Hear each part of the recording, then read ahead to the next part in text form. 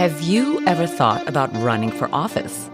Welcome to Future Hindsight, where we take big ideas in civic life and democracy and turn them into action items for you and me. Because democracy is not a spectator sport, and tomorrow starts right now. I'm Mila Atmos.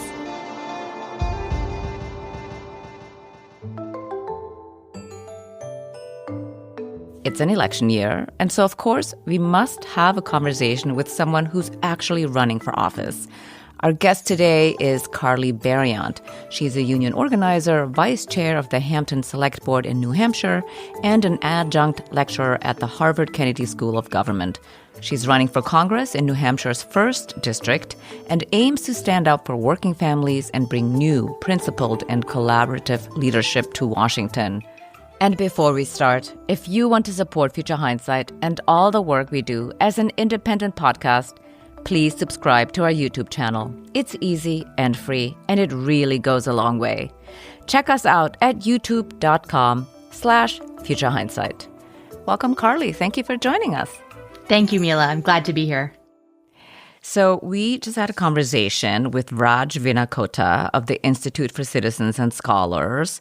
And the Institute just completed a Gen Z vibe check survey and discovered that Gen Z wants to do politics in person instead of online. And this seems very much in keeping with your campaign ethos. You're the only candidate running for federal office whose campaign is off social media. It's grounded instead in in-person conversations, community events, and relationship-based organizing. So you're showing up at community events across the district and inviting people into politics through real conversations. You've been on the road for a while now. You announced your candidacy last summer. Tell us about what you've learned so far from speaking with people face-to-face. Oh, I've learned so much, Mila. And, I was joking to my mechanic last week when I brought my car in for yet another oil change. And when he asked me, why have you put 14,000 miles in your car in the last 6 to 7 months? I said, because I've been everywhere. And what I've been doing is asking people what they wish that politicians understood better about their experiences. And people have had so much to say. And a lot of it is that they're overwhelmed. They're exhausted by the news that's coming out of Washington. And they don't have any idea about how they can get more involved. And they don't feel like politicians are listening to them or giving them real solutions for their problems. And so what I've been focusing on is having people give me a sense of what their struggles are, right? Why they're struggling to afford their property taxes and their heating oil or their medication or sending their kids to school, and what we can do in Washington to make some changes.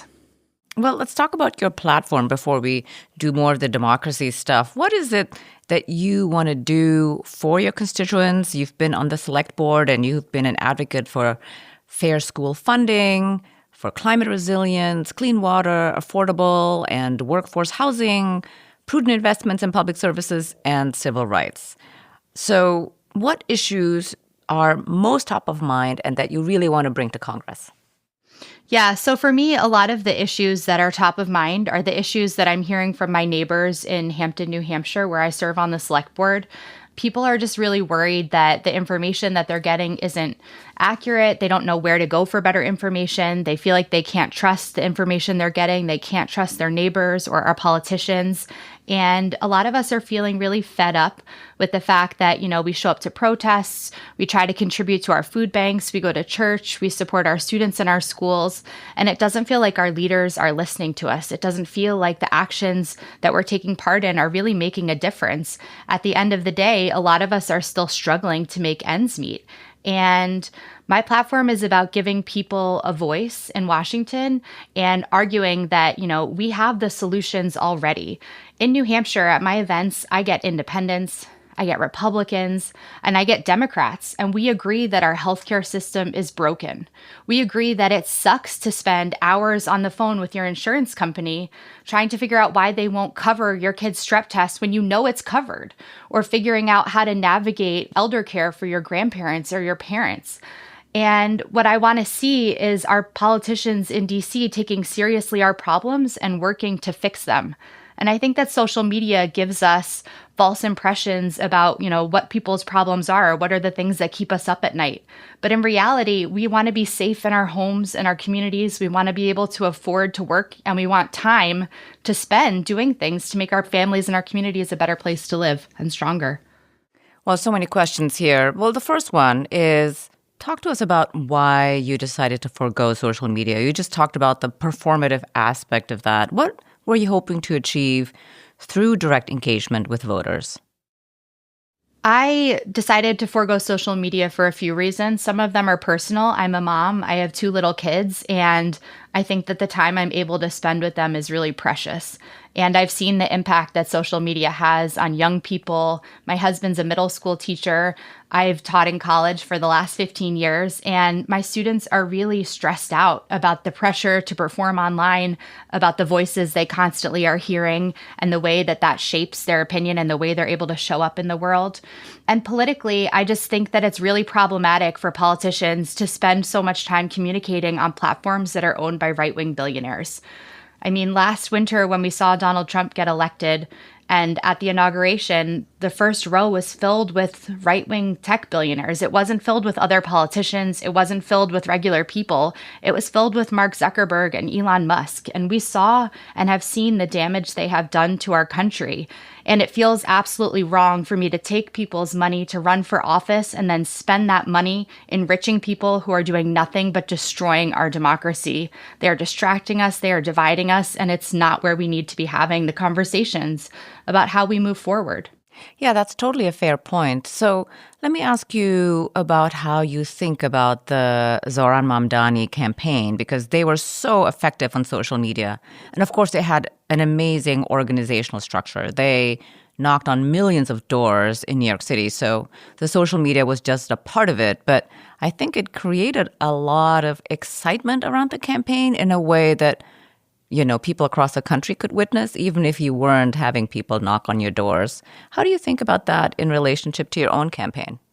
I think that what Mamdani did in New York City is nothing short of exceptional. I think that excitement is exactly the kind of thing that we need. And I think that it works so much better in a place like New York City than it would ever work in New Hampshire.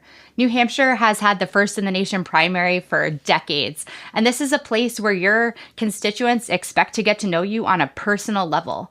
And that means doing things like Mamdani did, right? Recruiting lots of volunteers to talk to their friends and their neighbors and their family in the district about what matters and how electing someone like me to office can help us bring about those changes we want to see. But it also means showing up everywhere and listening. People in New Hampshire are really tired of being talked at. Right? I was tired as a constituent, as someone who lives here, of feeling like I didn't have a relationship with my representatives, of feeling like they weren't hearing what I was saying. And I think that, of all the places in the entire country, a place that has one of the only open and competitive House races is the kind of place where we need to be showing up and building relationships and building trust. And that means not using social media, but doing this the hard, old-fashioned way. Right, hear, hear. Well, you are already in public service. You're currently serving as vice chair on the Hampton Select Board. And I understand that that's a nonpartisan body. And I'm hoping that this therefore translates to an interaction on the board that is less mired in the ugly politics that you see everywhere else in the country. And you're running for Congress, so you're going to leave this, if you win, in a state that prides itself on civic engagement and where voters are famously expecting to meet you face-to-face, which you just mentioned. I know that you pride yourself on being someone who's willing to work with anyone who wants to collaborate in good faith and to make things better for people in the community. And from your experience on the Select Board, how is that shaping the way that you serve as a civil servant or the way that you're thinking about serving in Congress? Absolutely. Oh, that's such a great question, Mila. It has everything to do with why I've decided to jump up and run for Congress. I mean, in Hampton, I serve on the Select Board, and one of the things that we say on the Select Board and take very seriously is that we don't show up to meetings with a D or an R next to our names. We show up with an H for Hampton. And, as much of a Democrat as I am, right, in support of working families, in support of unions and teachers and public education, I sit down at the table and I don't make decisions based on what I think is going to benefit the Democrats in my community. I make decisions based on what I think our community's needs are. And I have to sit around the table, face to face with people every Monday night and make these kinds of choices, right? How do we raise money? How do we spend money? What can we do to better serve people? One example is this past year, we've had a conversation about whether to enter a 287G agreement with ICE. And at our state house, they passed law recently saying that any municipality that tries to prohibit their police department from entering into one of these agreements will be penalized with a reduction of their state funding by 25%. And that's a pretty big number.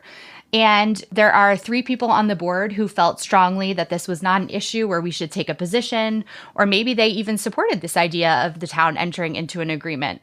And, working carefully, not blasting them online, not walking away from the table, but really trying to persuade them to understand my point of view, bringing in people to public comment who express their perspectives on this.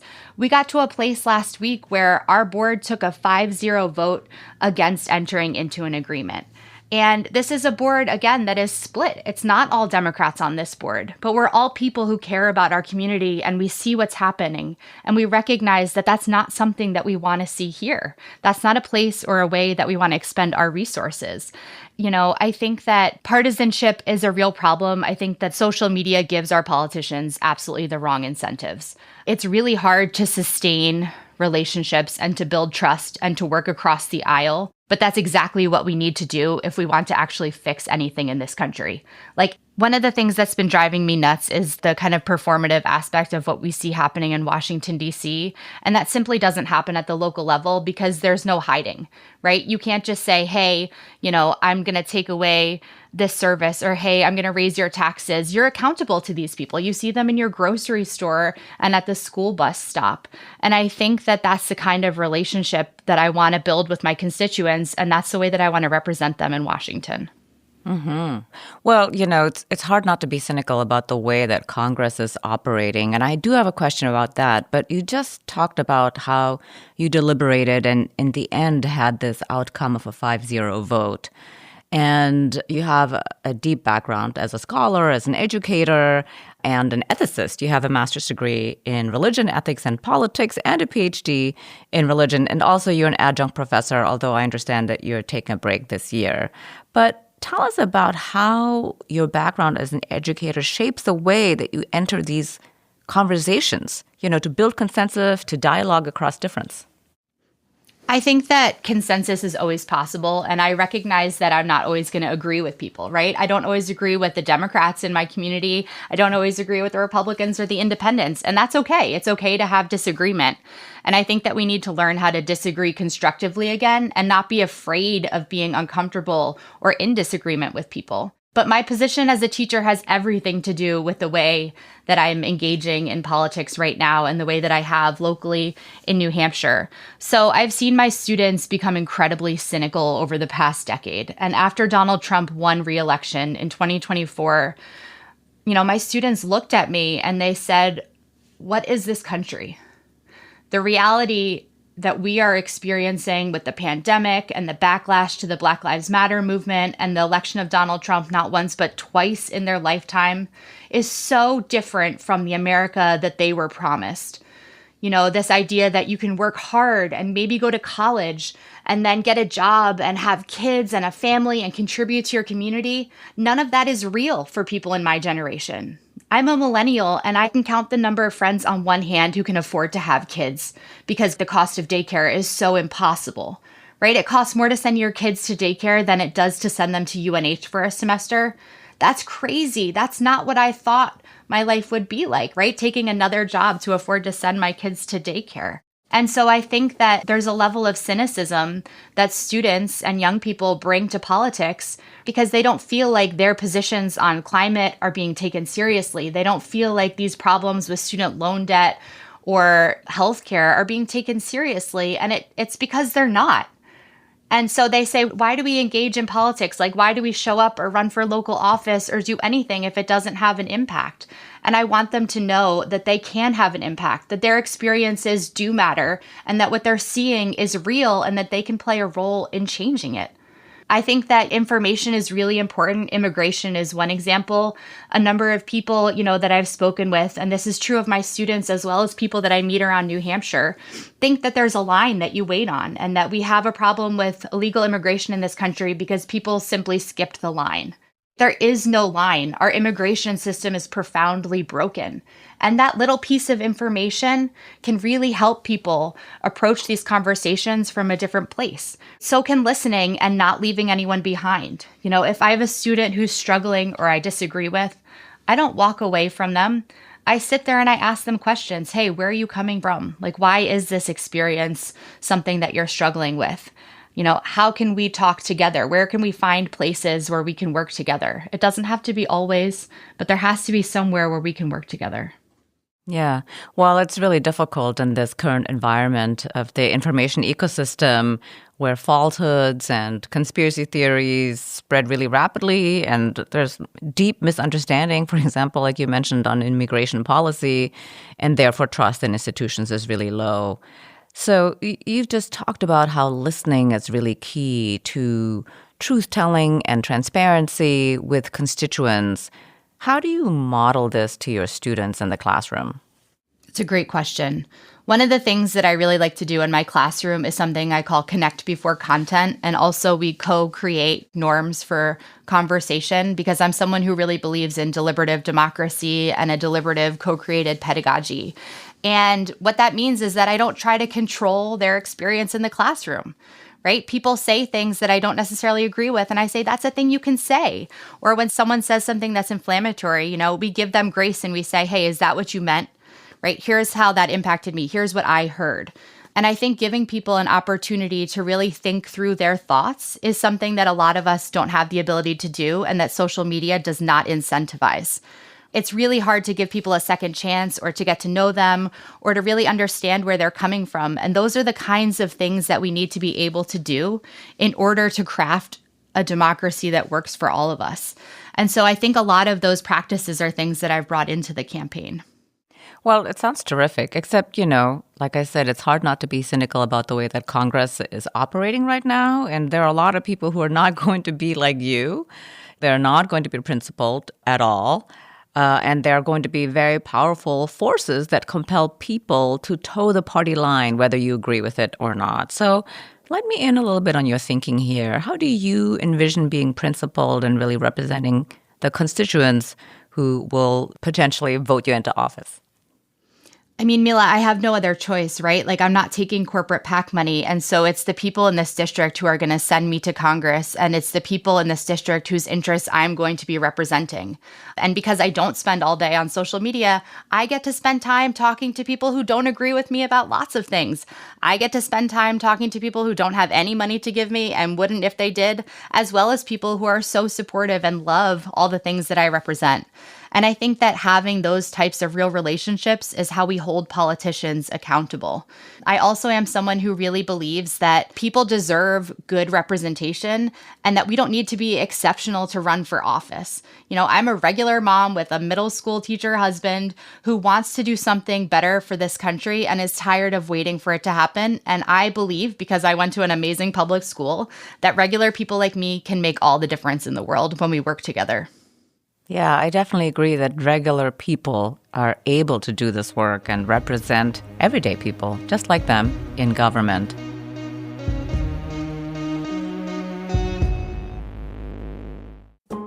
We'll be back with Carleigh in just a moment, so stick around. You'll want to tune in to this episode's Civic Spark, one small step we can all take to be more empowered and ignite collective change. But first, I have to tell you, when I first started Future Hindsight all those years ago, every day seemed to introduce another question that needed an answer, and doing it all on my own was overwhelming. I'm sure you can relate. When your to-do list just grows and grows with new tasks every day, it can pretty easily start to take over your life if you're not careful. But what if you could find the right tool that not only helps you out, but simplifies everything? Sounds like a game changer, right? For millions of businesses out there, that tool is Shopify. Shopify is the commerce platform behind millions of businesses around the world and 10% of all e-commerce in the US, from household names like Aviator Nation to fresh brands that are just getting started. And Shopify is there for you too. You can get the word out as if you have a marketing team behind you. Easily create email and social media campaigns wherever your customers are scrolling or strolling. Now, you might be wondering, what if people haven't heard about my brand? It's okay. Shopify helps you find your customers with easy-to-run email and social media campaigns. So, tackle all those important tasks in one place, from inventory to payments to analytics and more. No need to save multiple websites or try to figure out what platform is hosting the tool that you need. Everything is all in one spot, making your life easier and your business operations smoother. What I love about Shopify is how no matter how big you want to grow, Shopify gives you everything you need to take control and take your business to the next level. It's time to turn those what-ifs into cha-ching with Shopify today. Sign up for your $1 per month trial today at shopify.com/hopeful. Go to shopify.com/hopeful. That's shopify.com/hopeful. And now, let's return to my conversation with Carleigh Beriont. So we have witnessed Republicans govern aggressively, taking really slim majorities and treating them like mandates and pass legislation like the so-called Big Beautiful Bill. And Democrats, in the meantime, are really cautious and I would say are not really fighting back and standing up for the people who voted for them. So we are a pro-democracy podcast. And so I wanted to ask you a question about the tension here for pro-democracy candidates. How do you govern boldly, but not like the opposition, let's say, to deliver results for people right now, while also working within democratic norms and potentially strengthening democratic institutions? That's a big task, right? How do we strengthen democratic norms when it feels like they're under attack? How do we strengthen our institutions when it feels like people don't trust them? And I think that this is an opportunity for us to move at the speed of trust. It's not just about swinging the House back so that we can enact something that then will get revisited or overthrown when the next president comes into power. It's about recognizing that we are all in this together. In New Hampshire, 40% of the people are independents, and that's because, they're alienated by either party or both parties, and they don't feel like they're represented by what we see from our Democratic or Republican leaders. Those people deserve representation. Democrats deserve representation. Republicans deserve representation, right? We all deserve someone who will listen to us, and even if they don't agree, will help us understand the role that we play in shaping our democracy. I mean, I tell people all the time that you have to move at the speed of trust. There's always enough time to do this the right way. And I don't mean to sound naive, right, or Pollyanna-ish about our prospects as a nation, but what I mean is that this is the most important time for doing this work because this is our only chance to do this. And I recognize how fortunate I am, right? I live in one of the only times in the history of the world, in one of the only places in the universe where I'm able to do something like run for office. I'm able to believe that together we can make a difference. And I think that a lot of people see that and they need leaders who recognize that in them, right? Who recognize that it's maybe not the person who has, the family connections or all the money in the world or is the best spoken, but regular people can build a really strong democracy because we all know what we want. We all agree on what we need. And I think that it's a real shame that we're living in a country where that's not reflected. And I think one of the big reasons for it is social media. We're reacting, right, rather than responding to what we see. And social media makes it really hard to focus on the big things that matter. It makes us feel like everything that we're seeing is an emergency that needs a response, rather than spending the time building the coalitions that can survive those kinds of disagreements and kind of figuring out how to quiet that noise in your head. And so what I've done over the past few weeks is I've asked other candidates in the race, as well as, supporters and people in the district, to take a month, the month of February, the shortest month of the year, and reflect on their relationship with social media. I said, hey, would you guys consider pausing your use of social media for a month and just seeing how it makes you feel? use that hour, and instead of going online and doom scrolling or trying to distract yourself from the realities, go to a protest or talk to a neighbor or go to a community gathering and see how that makes you feel. And when I ask people, how does it make you feel to go do these things? They say it makes them feel great. And when I say, how does it make you feel to spend an hour online? And they say, it makes me feel like crap. And I say, why are you doing that then? You have the power. We have the power to make a real difference here.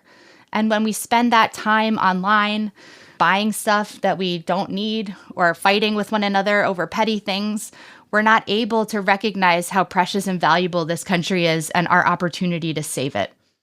Yeah, well, I'm going to confess here that I paid money to limit myself from social media, and I locked myself out of my own phone just so that I'm not tempted. And I'm very proud to report it's been over 100 days. And it's really changed my relationship to my phone and to social media in a way that's surprising. I'll just share here, this is a total aside, of course, that it limits me to be on Instagram for 5 minutes at a time. And after some time, I've discovered that 5 minutes is a very long time. Whereas before you knew, it's like 1 hour later and you're still on, and now it's like, oh my God, it's still going. 5 minutes is still not over. It's really shocking. But to return to the topic of democracy, you have made a powerful connection between economic suffering and the erosion of democratic participation. You talked about the fact that, basically you're under so much pressure, economic pressure, whether it's your job, you don't get paid enough, whether it's daycare, sending your kids to college, all of these things are so stressful that participation in democracy seems really a distant priority. How do you think about strengthening economic networks so that people have more stability in their economic life to engage in public discourse? Oh, that's such an important question. Like for me, one of the reasons I was so vocal about the need for a union to represent the graduate student workers at Harvard is because, having to take 1 or 2 extra jobs so that I could afford to do my work in graduate school and teach my courses and take care of my kid meant that I had less time to spend with my kid. And I really think that, what so many of us are looking for is time. And this is one of the main reasons that I really am so excited to support raising the minimum wage, especially in a place like New Hampshire, where our minimum wage is still only $7.25 an hour. And it's because, if people had time, right, they didn't have to work all these jobs and they didn't feel so scattered, maybe they'd be able to know their neighbors better, right? Maybe they'd be able to help shape the decisions that their local leaders are making and recognize that they can be those local leaders, right? They can play a role in this. They can give back to their community. I mean, what good is it to have the money to put food on the table if you don't have time to sit around the table and eat it? So the economics of this are so critical to me, and that time and that attention and the way that we're spending it and what it's costing us are a real concern. And just to go back to what you were saying about your use of Instagram, I think that's incredible. I mean, I haven't used social media in a really long time. I think it was around the 2020s when I saw one person on Facebook who was a friend of mine from divinity school posting something, and then a relative kind of jumped on their post, and it was confusion about, what does Black Lives Matter mean? And I stepped in to try to mediate it. And I realized, these are people who agree on so much, and there's no reason for them to be fighting over this. And this is not a place where we can have this kind of conversation in a meaningful way or a constructive way. And so I stepped back. And, when I started running, a bunch of people told me I needed social media, and they all agreed that it was terrible, right? Even if our individual relationship with social media is positive, our collective relationship with social media as a country is bad. And they said, but it's a necessary evil. And I was like, why would I do something evil even if it was necessary? That's the kind of political leader that I want to see. And that's the kind of political leader that I am. And that's what I'm offering to the people in this district. And so I think to your point, about the way that our political problems and our economic problems and our democratic problems are all entangled, one of the ways out of this is taking a minute to step back and say, hey, what are we doing with our time? How are we spending it? And is this helping? Is it making us feel good? Is it strengthening our democracy? And recognizing that for the majority of people in this country, the answer is no. And recognizing that we have something that we can do about it, right? We can put those limits on ourselves.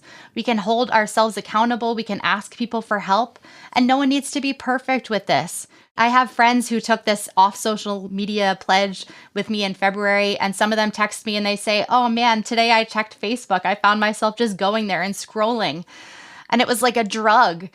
And I'm so guilty. And I say, don't feel guilty. Don't be ashamed, right? Like these technologies are hard to step away from. But recognizing that we have some control over what happens is really critical. Yeah. Well, I want to pivot here a little bit to your work in organizing graduate students. So often, actually, graduate students get vilified for unionizing, and I think people don't really understand why graduate students who, in the public mind, appear to be so fortunate should be unionizing. But what I really want to know, actually, is what are the lessons that you learned from this experience of organizing that you're carrying with you in civil service? Yeah, there are so many things that I've learned from it, like how many hand warmers and cough drops to bring when you're going on strike, to making sure you punch kind of holes in the top of your sign so that you can tie it around your neck and not get cold hands from holding it up by yourself, to how to find common cause with people that you think or that may think you have nothing in common. And, working together with graduate students in the humanities and in the sciences and in engineering and some undergraduates to say, hey, what are the things that we all care about? Are there a couple of things that we can say that we all deserve together? One of them was an increased salary or an increased stipend for the teaching. And that was something that some groups said, hey, we don't really think that we need this because we have other grants that we can benefit from. But people made their case and they said, hey, we in humanities don't have access to all of that extra funding. And this is something that would really change our ability to do this work. It would really change the kinds of people without outside family support who are able to do this kind of work, people who are caretakers for family members. It would enable us to do this work. And I think that it was those conversations, those meetings, which sometimes got really heated, and the way that they happened in person that enabled us to fight for a contract. And it also takes courage, right? Sometimes people have to go out there and testify in front of the Boston City Council or sit at the bargaining table and be really vulnerable about how hard things have been. And I was really proud to do those kinds of things because I know that they had such an immense benefit for the people who came after me. So one of the key lessons that I take away from that is that you can always find common cause with people. And if you don't agree on everything, that's okay. But you need to stay together. You can't go blasting people offline. You need to build real trust and real relationships to sustain yourselves through what's really, really hard work. And it took us, 5 years to get our first contract, from when we started getting our cards signed to when we got our first contract. And 5 years is a really long time. That's like an entire graduate school career for people. And I'm so grateful to the people who came before me, the people who were there with me, and the people who came after me, and the way that they kept up this fight, even when it didn't serve their own personal interests. Mm-hmm. Yeah, that's a really important part, even when it didn't serve their own personal interests. So I'm going to give you an opportunity here to differentiate yourself from the other Democrats running for District 1. You are going to have a primary, of course, among other Democrats. So what makes you different from the other candidates? I think the way that I show up makes me different from the other candidates. I'm the only one who said, hey, maybe we have, to do things that aren't necessarily in our own best interests. And that's something that's really common among regular people. We see it among kids who work together and collaborate. I got to experience it myself when I decided to be outspoken in support of our unionization movement. And when I asked a couple of the other candidates what they thought about going offline for the month of February or not using social media so much, a couple of them responded to me and they said, I don't think it would be good for my campaign. And I think that what I want right now is political leaders like me who can say, I don't know if this is good for me, but I do think that it's in the best interest of our country. And one of the things that's going to differentiate me is that when I call Mark Zuckerberg or Elon Musk in for a hearing, I will not be financially dependent on them. I will not be clipping, that conversation to raise money online. I will be actually enacting regulations on big tech. I will be fighting for data privacy. I will be fighting, to change the monopoly power that they have. And I will have all of this behind me and all of these people who have been part of this movement paying attention, holding me accountable, and actually helping me change our country. Well said. So every week on Future Hindsight, I ask my guest to share a Civic Spark, one small step we can all take to be more empowered and ignite collective change. What's a good way to turn the insights that you've shared with us into action? Oh, there are so many wonderful things that we can do.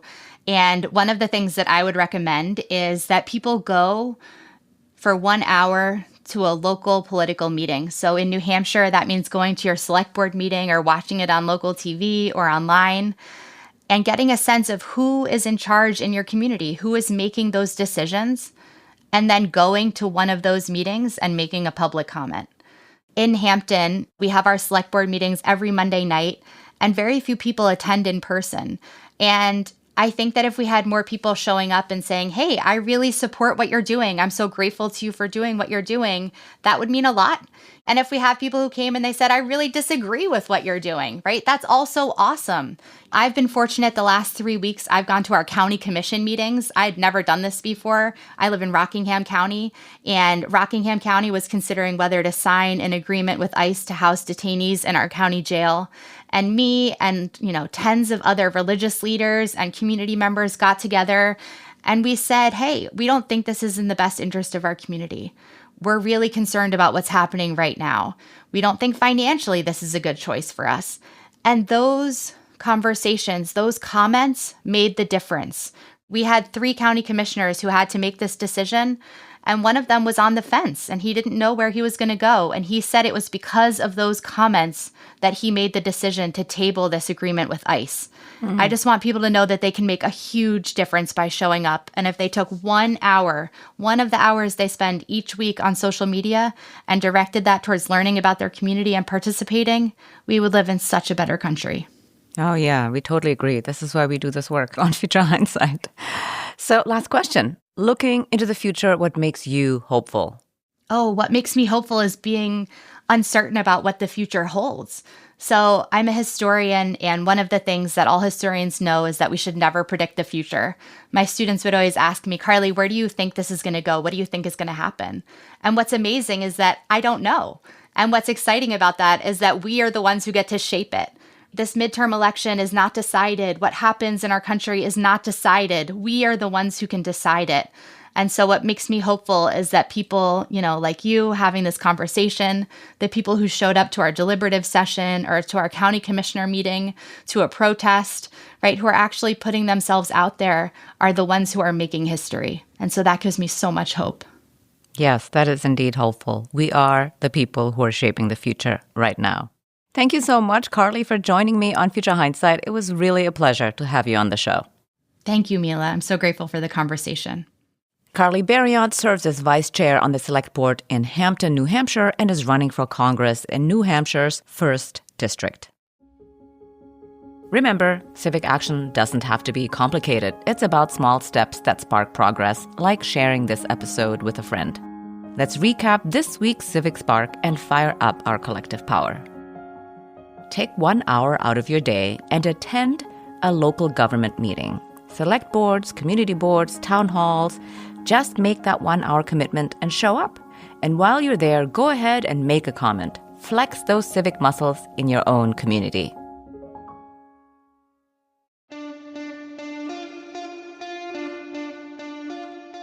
Next week on Future Hindsight, we're joined by Tiffany Muller. She's the president of End Citizens United, Let America Vote. The organization's mission is to fix our democracy by getting big money out of politics and protecting the right to vote. That's next time on Future Hindsight. Now, be sure to follow us on your podcast app so you'll never miss an episode. And if you're listening on your browser, you can find Future Hindsight on Apple Podcasts, Spotify, or any other podcast app. We are here to build your civic action toolkit every week. So follow Future Hindsight now, and we'll come right to you. And if you want to support Future Hindsight and all the work we do as an independent pro-democracy podcast, consider subscribing to the Civics Club on Patreon. head to patreon.com/futurehindsightnow to join. Thanks for tuning in. And until next time, see clearly, act boldly, and spark the change you want to see. This episode was produced by Zack Travis and me.